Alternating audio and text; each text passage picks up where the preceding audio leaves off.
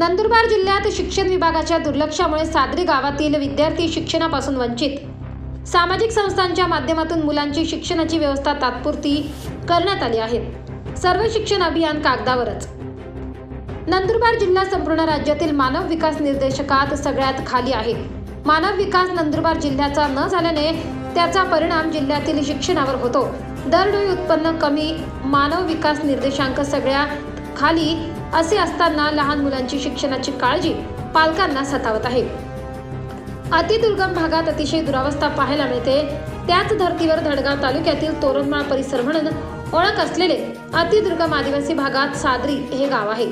साद्री हे गाव उडद्या ग्रामपंचायत अंतर्गत येत असून या गावाचा काही भाग नर्मदा नदीच्या बुडीत क्षेत्रात येतो व उर्वरित जागेवर 70 ते 80 कुटुंबांची वस्ती आहे। या गावापर्यंत जायला व गावात पक्का रस्ता नाही। साद्री या गावात मध्य प्रदेशमधील रेवा मैया शैक्षणिक संस्था ही 40 विद्यार्थ्यांना शिक्षण देते, तर यंग फाउंडेशन संस्था धुळे जिल्हा धुळे ही 40 ते 45 विद्यार्थ्यांना शिक्षण देते। हे वर्ग फक्त इयत्ता 1 ते 2 पर्यंत चालते। ही शाळा साद्री गावातील एक सामाजिक कार्यकर्ते गुडा पावरा यांच्या घराजवळ एका पडीत कुडाच्या घरात शाळा भरते व या शाळेतील शिक्षक हे गिलदार सरदार पावरा व भुवनसिंग भरमसिंग पावरा ह्या दोघं शिक्षकांना कमी मानधनावर विद्यार्थ्यांना शिक्षण देत असतात। हे दोघं शिक्षक कमी मानधनावर विद्यार्थ्यांना शिक्षण देत असतात। या शाळेतील विद्यार्थ्यांना 2 वर्ष पूर्ण झाल्यानंतर पुढील शिक्षणासाठी रामभरोसे अशी अवस्था दिसून येते। नंदुरबार सारखे आदिवासी गाव पाड्यापर्यंत डिजिटल शिक्षण पद्धत सुरू होऊन सुद्धा डोंगराळ अतिदुर्गम साद्री सारख्या गावाकडे जिल्हा परिषद नंदुरबार येथील शिक्षण विभाग लक्ष देत नसेल तर दुर्दैवी बाब दिसून येते। नंदुरबार जिल्ह्यातील धडगाव व अक्कलकुवा तालुक्यातील नर्मदा किनारी 32 ते 35 गावातील ग्रामस्थांची काय हाल अपेष्टा असेल।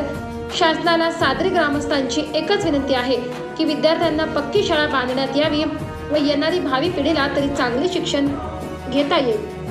किसन पावरा महिला आर्थिक विकास महामंडळ नंदुरबार तथा पत्रकार डेबरा पावरा, भुवनसिंग पावरा, सामा पावरा, रामजा पावरा, शिलदार पावरा, वकल्या शिवला पावरा, एमना पावरा, भांगा पावरा, गणेश जोरदार पावरा, काव्या पावरा, थिक्या पावरा, सोबा पावरा आदी ग्रामस्थ शाळा पाहणी केली।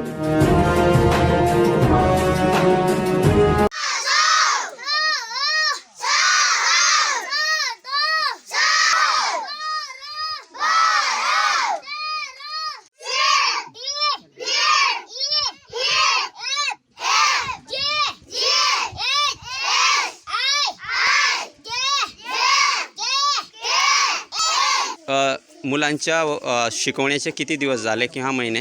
23 झाले, 3 तारखेपासून 23 दिवस झाले। या वर्गात एकूण किती विद्यार्थी आणि विद्यार्थिनी आहे? 75 आहे एकूण वर्गात शिकत असलेले जे मुलं आहे ते म्हणजे पहिली, दुसरी, तिसरी असं म्हणजे नेमका कोणत्या वर्गात शिकताय? ते तसं नाही ठेवलेलं आहे आपल्याकडे, झडपी नाही आहे, ते स्वस्त आहे, ते म्हणून पहिलीच आहे, फक्त पहिले आहे। फक्त हे विद्यार्थी पहिली नंतर आपण कुठे दाखल करणार? कोणत्या दुसऱ्या संस्थामध्ये टाकून दिला, संस्थेमध्ये टाकणार का? या मुलांना शिकवण्यासाठी संबंधित संस्था आपल्याला अनुदान देते का? देते। पाट्या, पुस्तक, पेन्सिल, वही, चित्रकला वही। हो, आपले जे आता साद्री या गावात आपण जी शाळा भरतो आपल्या या संस्थेमार्फत, तर या शाळा भरण्याचा टाईम काय आहे, वेळ? 11 ते 4। 11 ते 4। पण साद्री या गावात दडगाव तालुक्यातील साद्री या गावात शाळा चालवत आहात, तर ही कोणत्या संस्थेमार्फत चालवत आहात? ते शाळा आहे, ते शाळा निरसंग संवाद शाळा।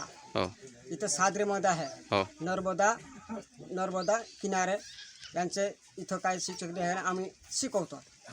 आपण याला किती दिवस किंवा किती महिने झाले ही शाळा सुरू करून? आता काय 17 वर्ष, काय 23 दिवस झाले। 24 लाईव्ह महाराष्ट्र न्यूजसाठी पंकज अहिरे, नंदुरबार।